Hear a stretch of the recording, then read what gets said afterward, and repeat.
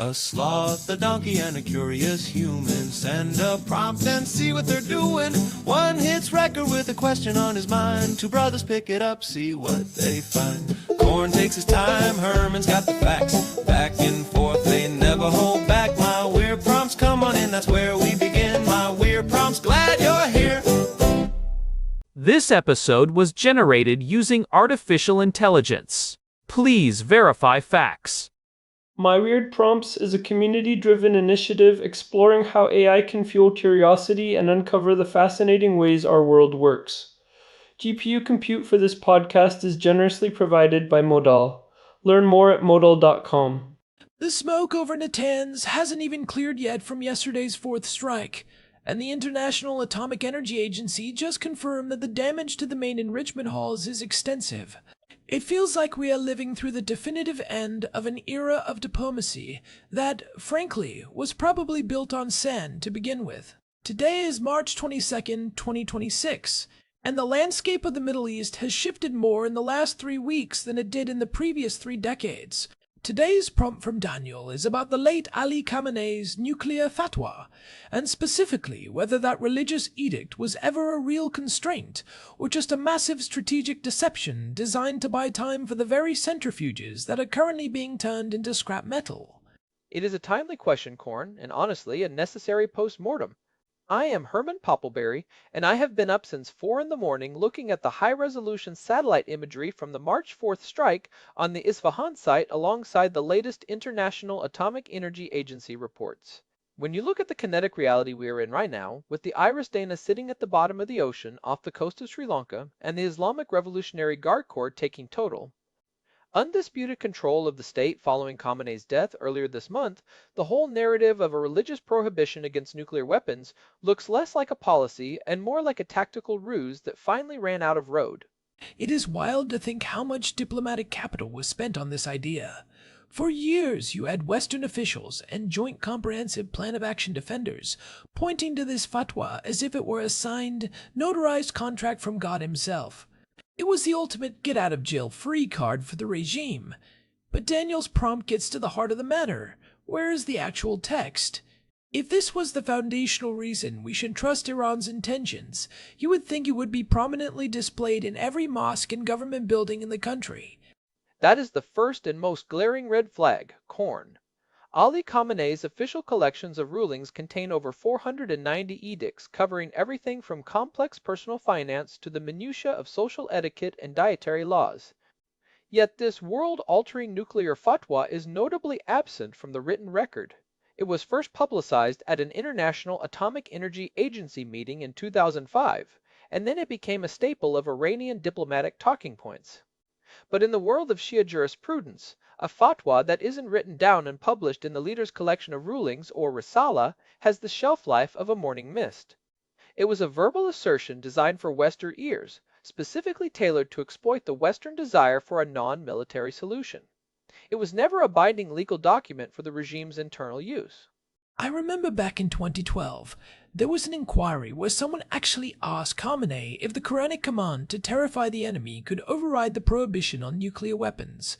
That was a pivotal moment that most people just glossed over. He basically ghosted the question. He refused to provide a jurisprudential answer. That should have been the moment everyone realized the fatwa was a flex, not a rule. It is like a keep off the grass sign that the owner only puts out when the police are driving by. But the moment the police turn the corner, he's out there with a lawnmower and a set of golf clubs. The flexibility was admitted openly by Kamal Karazi in May of 2024. He stated that if Iran's existence were threatened, they would simply change their military doctrine. That is the key phrase. In the Iranian system, the fatwa isn't an immutable law of nature, it is a subset of security policy. If the security environment changes, the religious interpretation changes with it. We saw this transition happen in real time as they pushed toward nuclear latency, which is the ability to build a warhead in a matter of weeks. By the time Khamenei passed away earlier this month, the fatwa had served its purpose. It bought them 20 years of enrichment time, allowing them to build the very infrastructure that the United States and Israel are now forced to dismantle through kinetic strikes. It brings us to the concept Daniel mentioned in his prompt, the jurisprudence of deception. You hear terms like Taqiyya and Kidman thrown around in certain circles, and usually people dismiss them as conspiracy theories or misunderstandings of religion. But in the context of statecraft and the doctrine of velayat-e faqih, these aren't just religious concepts, they are military tools. Herman, can you break down how these actually function in a negotiation setting? These concepts are deeply misunderstood in the West because we tend to project our own ideas of good faith onto our adversaries. Taqiyya is the doctrine of precautionary dissimulation. Historically, it allowed believers to conceal their faith under threat of death or persecution. It is a survival mechanism, but the Islamic Republic has scaled this up into a principle of statecraft. There is also kitman, which is essentially the art of telling half-truths or lying by omission. When you combine these with the historical model of the Treaty of Hudaybiyyah, you see the blueprint for their nuclear negotiations.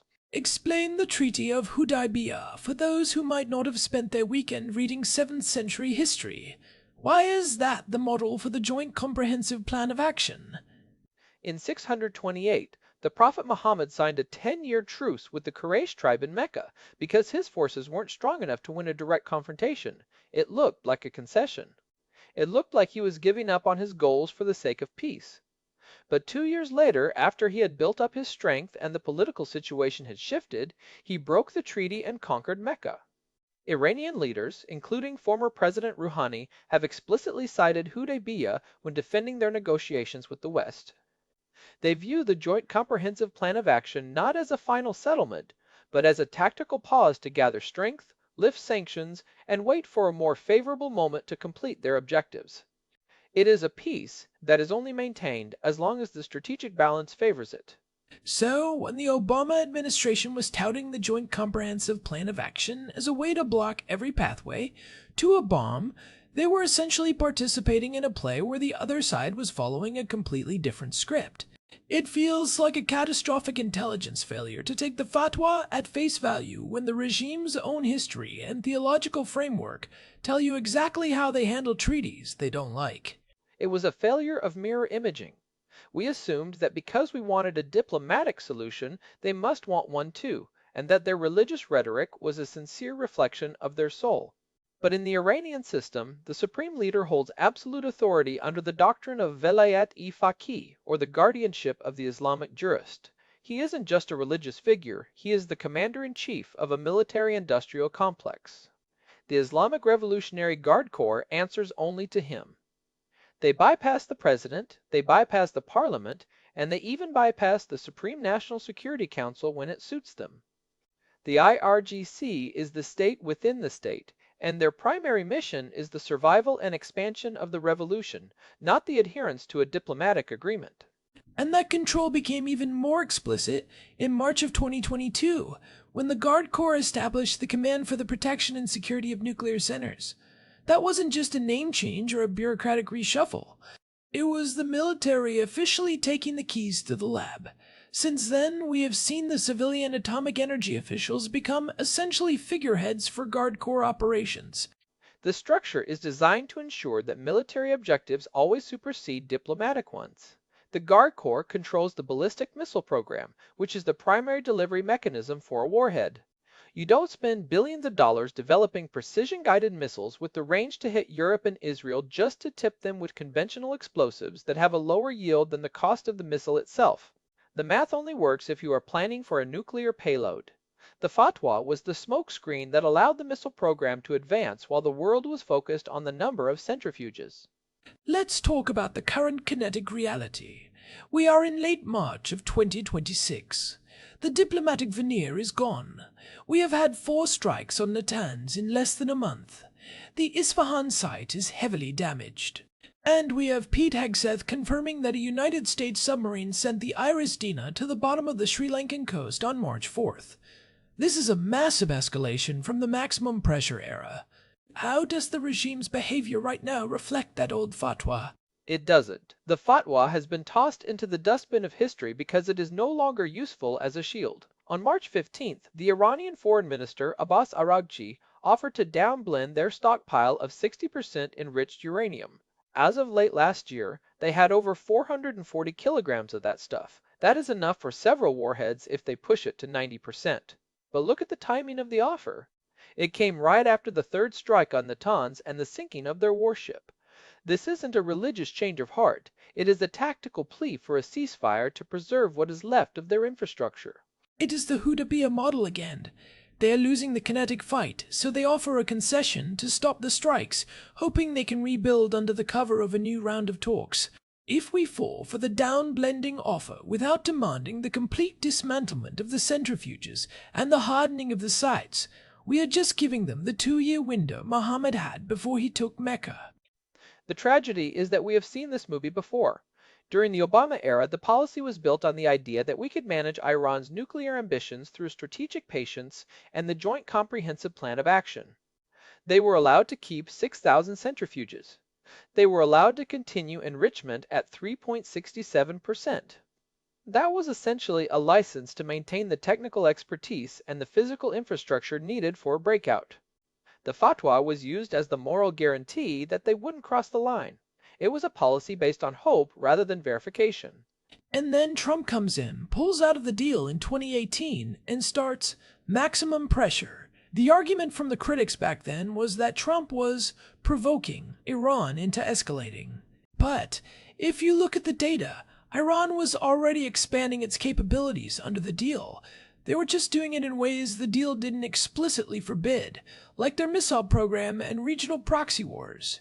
Now, in 2026, the second Trump administration has shifted to complete dismantlement via military force.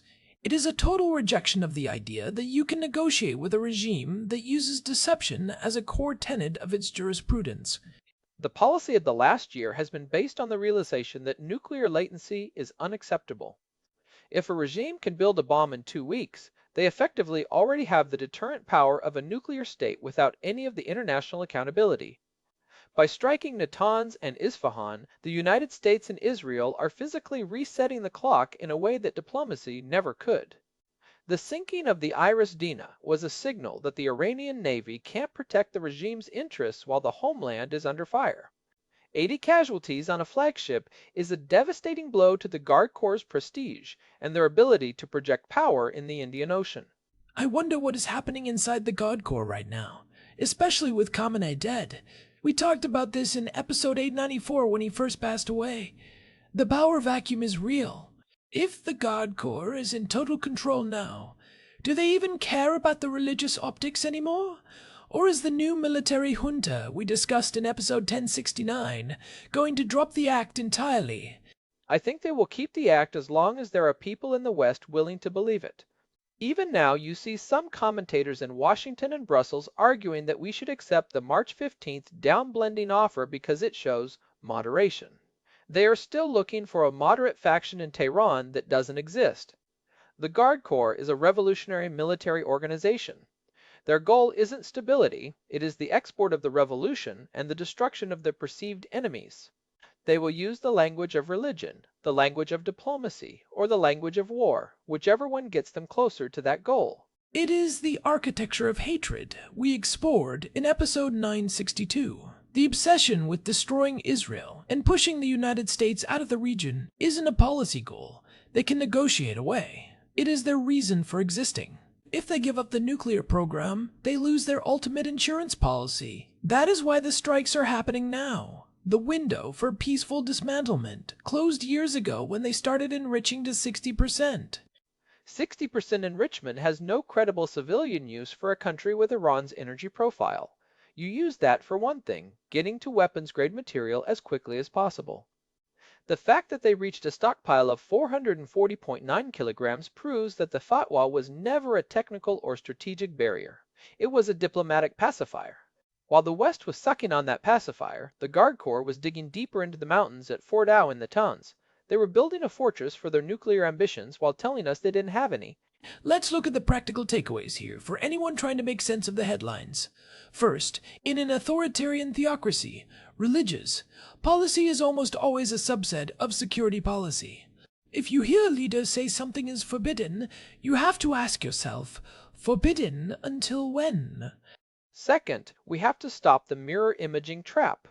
Just because we value sincerity and good faith in negotiations doesn't mean the person across the table does. If their theological framework explicitly allows for dissimulation and the breaking of treaties for strategic gain, then a signature on a piece of paper is just ink. The only real guarantees in this region are physical and verifiable. Things like destroyed centrifuges, filled-in bunkers, and removed stockpiles. We are seeing that verification happen now through the lens of a targeting pod rather than an inspector's clipboard. And third, the death of Khamenei has stripped away the last bit of mystical authority that kept the diplomatic process alive. We are dealing with a military junta now. The Guard Corps doesn't have the same need to maintain the pious image that Khamenei did. They are pragmatists of power. They would trade that 60% uranium if they think it will save their skins, but they will never give up the ambition. What I find wild is that people are still debating the fatwa as if it is a relevant piece of evidence. It is like debating the fuel efficiency of a car that is already driven off a cliff. The car is at the bottom of the ravine. The engine is on fire. The fatwa was the brochure that told us the car was safe.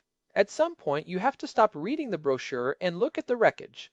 The wreckage tells us that the program was always intended for weaponization.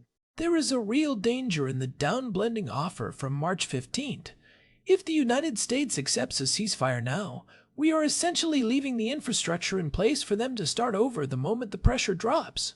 It is the financial decapitation strategy we discussed in episode 1009. You can't just hit the assets. You have to break the system that produces them.